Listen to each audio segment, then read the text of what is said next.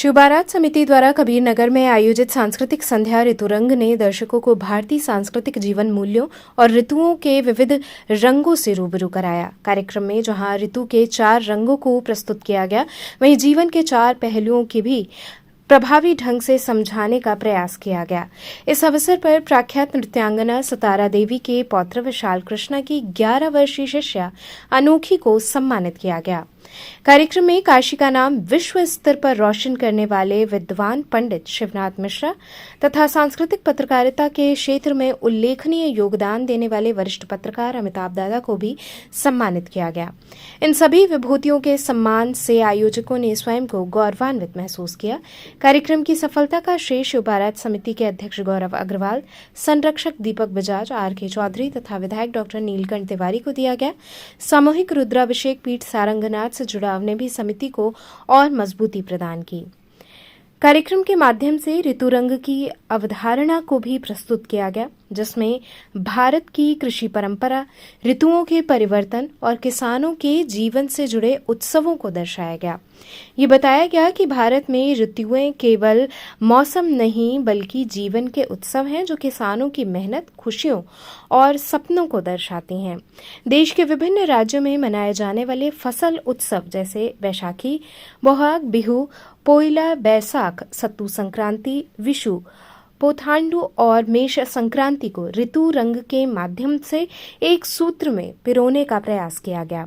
कार्यक्रम ने यह संदेश दिया कि भारत की सांस्कृतिक विविधता ही उसकी सबसे बड़ी शक्ति है और ऐसे आयोजन हमें अपनी परंपराओं से जोड़ने का कार्य करते हैं।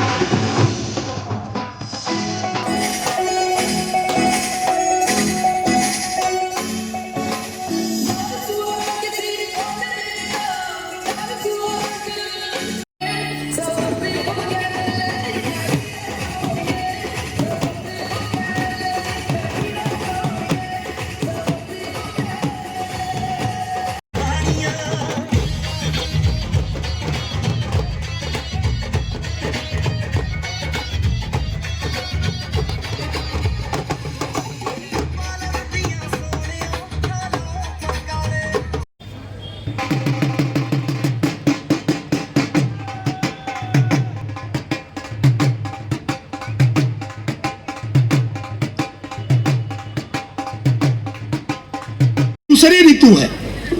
हमारे यहाँ जो वार्षिक भारतीय कैलेंडर है उसके अनुसार बसंत ऋतु के बाद अप्रैल में ग्रीष्म ऋतु का शुभारंभ हो जाता है। यह जून तक चलेगा। यह दूसरी ऋतु में ऋतु रंग का कार्यक्रम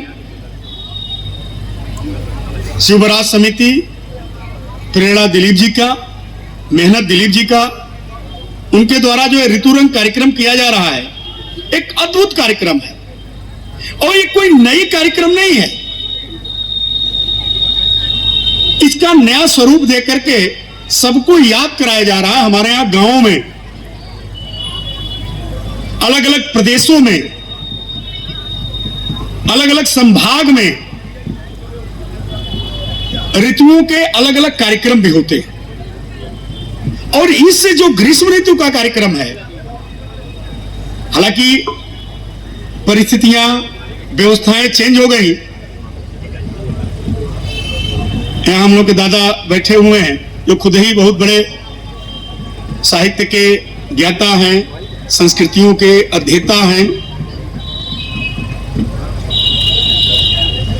यह ऋतु अपने आप में एक महत्व रखती है।